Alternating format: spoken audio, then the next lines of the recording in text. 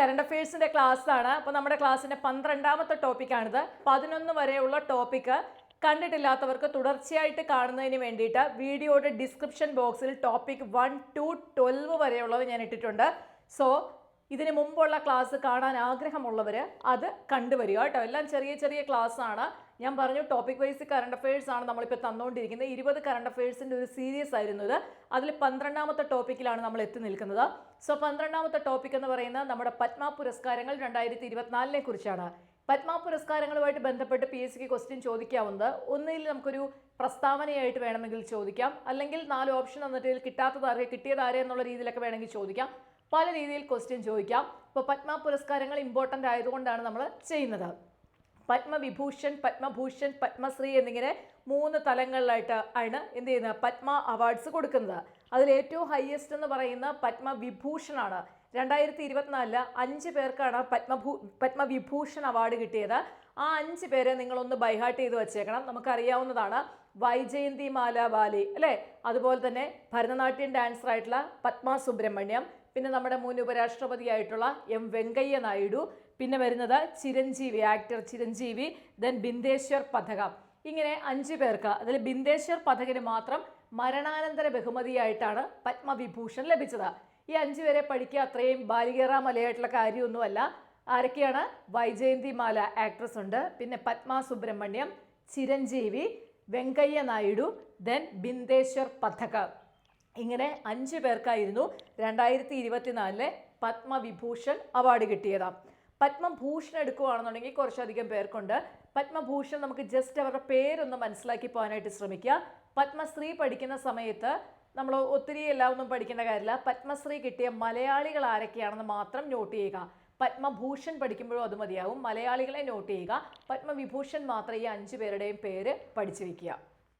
പത്മഭൂഷൺ 2024 17 പേർക്കാണ് കിട്ടിയത്. 17 പേരൊന്നും ബൈഹാർട്ട് ചെയ്യേണ്ട കാര്യമില്ല, ഓർത്തു വയ്ക്കുക. നമ്മുടെ കേരളത്തിൽ നിന്നുള്ള O രാജഗോപാലിന് 2024 പത്മഭൂഷൺ കിട്ടിയെന്ന് ഓർത്തു വയ്ക്കുക. അതുപോലെ തന്നെ ജസ്റ്റിസ് M ഫാത്തിമ ബീവി അല്ലെ, കേരളത്തിൽ നിന്നുള്ള സുപ്രീം കോടതിയിലെ ആദ്യ ജഡ്ജാണ്. കേരളത്തിൽ നിന്നുള്ള സുപ്രീം കോടതി ജഡ്ജായ ആദ്യ വനിതയാണ് അല്ലേ. സോ അത് ഓർത്ത് വയ്ക്കുക. ജസ്റ്റിസ് M ഫാത്തിമ ബീവിക്ക് എന്ത് കിട്ടി? കേരളത്തിൽ നിന്നുള്ളതായതുകൊണ്ടാണ് ഞാൻ ടിക്ക് ചെയ്തിരിക്കുന്നത്. പത്മഭൂഷൺ കിട്ടി. പിന്നെ ഉഷ ഉദുപ്പിനെയും ഒന്ന് ഓർത്ത് വെച്ചേക്കുക. അപ്പോൾ ഓർത്ത് വയ്ക്കുക, O Rajagopal, justice M Fathima Beevi, Usha Uthup, Tamil നടൻ വിജയകാന്തിന് മരണാനന്തരമാണ് കിട്ടിയിരിക്കുന്നത്. മിഥുൻ ചക്രവർത്തി, ഹോർമോസ് GN കാമ, തേജസ് മധുസൂദൻ പട്ടേൽ, അശ്വിൻ ബാലചന്ദ് മേത്ത, ചന്ദ്രശേഖർ പ്രസാദ് താക്കൂർ. ഇവർക്ക് 3 പേരും വൈദ്യശാസ്ത്രമാണ് കേട്ടോ ഇവരുടെ മേഖല, മെഡിസിൻ ആണ് ഇവരുടെ മേഖല.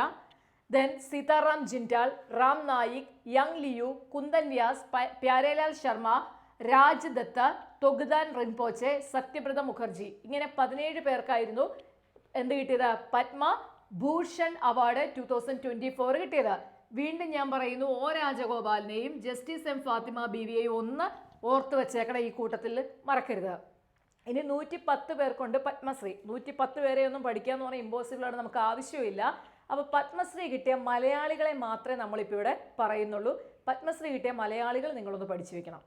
ഈ മലയാളികളുടെ പേരൊന്ന് ഓർത്ത് വെച്ചേക്കണം കേട്ടോ. ഒന്ന് നമുക്ക് പഠിക്കാം. സദനം ബാലകൃഷ്ണൻ, കഥകളി കലാകാരനായിട്ടുള്ള സദനം ബാലകൃഷ്ണന് പത്മശ്രീ അവാർഡ് ലഭിക്കുകയുണ്ടായി.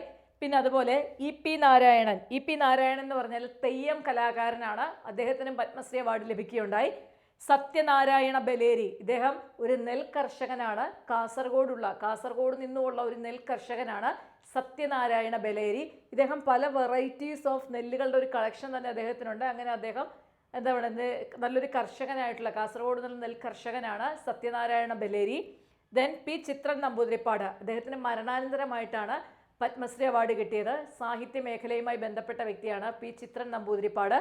ദെൻ മുനിനാരായണ പ്രസാദ്, അദ്ദേഹവും സാഹിത്യമാണ്.